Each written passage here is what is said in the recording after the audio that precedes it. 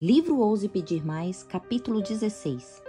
Fato versus sentimentos. Se estudarmos a Bíblia, descobriremos que a fé é um dos dons mais enfatizados em toda a Escritura.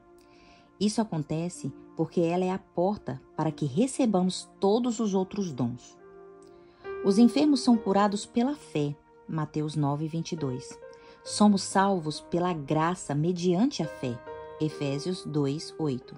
Somos justificados pela fé, Romanos 3:28.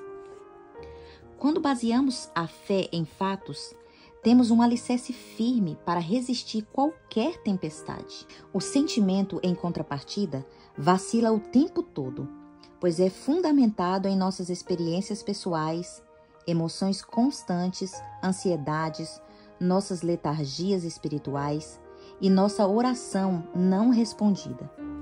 Em vez de consultar a palavra de Deus para tomar decisões, os sentimentos se aconselham com o eu, com a sabedoria mundana, com os amigos céticos e com experiências cristãs improdutivas do passado. Quando baseamos a fé em sentimentos que vão e vêm, é como se estivéssemos construindo nossa casa sobre areia, ou seja, qualquer tempestade que aparecer conseguirá derrubá-la. Quando os sentimentos lideram o caminho, seja em forma de êxtase ou de apatia, a fé sempre fica para trás. Alguns consideram que as emoções acaloradas são evidências de fé, mas a fé não é uma mera sensação que você obtém quando pensa em algo que espera ou em alguma coisa que Deus poderia fazer. A fé deve ser enraizada nos fatos imutáveis da palavra de Deus, não em nossas emoções instáveis. A fé aceita Deus como Ele é em sua palavra, com ou sem sentimentos. É a certeza das coisas que se esperam e a convicção de fatos que não se veem. Hebreus 11:1. Quando nos aproximamos do Senhor em busca de sabedoria e graça, não devemos olhar para nós mesmos a fim de ver se Ele nos deu sentimento especial como garantia de que cumpriu a sua palavra. O sentimento não é critério. Grandes males sucederam quando cristãos seguiram as emoções. Como eu sei que Jesus ouve as minhas orações? Sei por causa das promessas que Ele me deixou. Cristo diz que ouve as necessidades quando clamam a Ele, e eu creio em sua palavra. Com muita frequência, porém, nossas orações são maculadas por frieza e apostasia. Aqueles que não negam o eu nem levam a cruz de Cristo não têm coragem de se aproximar de um Deus que sonda o coração. Precisamos aprender a viajar em oração e a ser insistente. Devemos nos acostumar a buscar orientação divina por intermédio da oração. Necessitamos aprender a confiar naquele que é nosso socorro. Nossos desejos devem repousar em Deus. Nossa alma deve buscá-lo em uma atitude constante de súplica. Depois de apresentar nossos pedidos uma vez, não devemos abandoná-lo, mas dizer como Jacó, quando lutou com um anjo a noite inteira: não te deixarei ir, até me abençoares. Gênesis 32:26. E como ele, prevaleceremos. O inimigo consegue impedir que muitos de vocês orem ao dizer que não sentem as suas orações e seria melhor parar até receber mais o espírito da intercessão, para que as suas preces não sejam uma piada. Mas você precisa dizer a Satanás: está escrito que é preciso orar sem cessar. 1 Tessalonicenses 5:17. Devemos orar até que nossos desejos se submetam à vontade de Deus. E se perseverarmos, isso acontecerá. Então o Senhor nos imbuirá com o seu Santo Espírito. Além disso, é quando menos sentimos vontade de orar que mais necessitamos fazê-lo.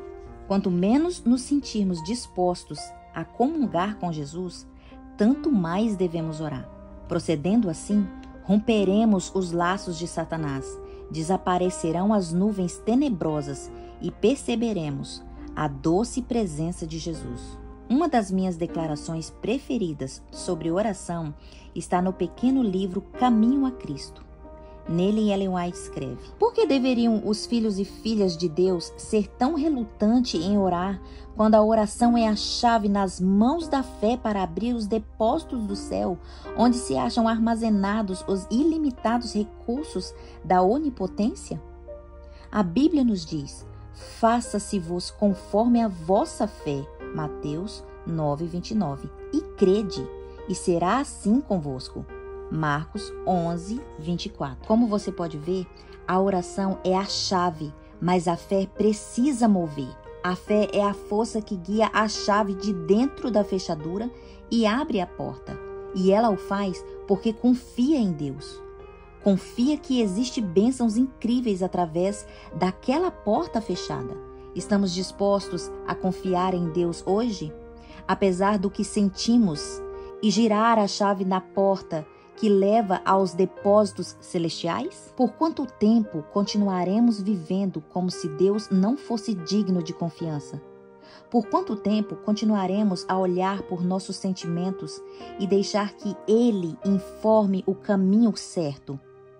Nesses últimos dias, Deus está desejoso a derramar o Espírito Santo sobre o seu povo. Mas para fazer isso, precisamos saber se esse dom pode ser confiado a nós. Ele necessita saber que o seguiremos, quer gostamos disso, quer não. Pois quando o diabo encontra pessoas dispostas a seguir a Jesus Cristo, quer sintam vontade, quer não, ele sabe que seus dias estão contados. A fé pode ser definida em várias maneiras, mas para resumi-la da melhor maneira, é simplesmente isto: confiança ousada, audaciosa e inflexível, inabalável e irrecusável em Deus, em sua palavra e em sua capacidade de cumprir aquilo que prometeu, mesmo que ainda não tenhamos visto isso acontecer. A Bíblia encoraja: bem-aventurado os que não viram e creram. Jó 20:29. Enquanto ousamos pedir mais, que nós estejamos em meio a um grupo dos que são capazes de crer antes de ver.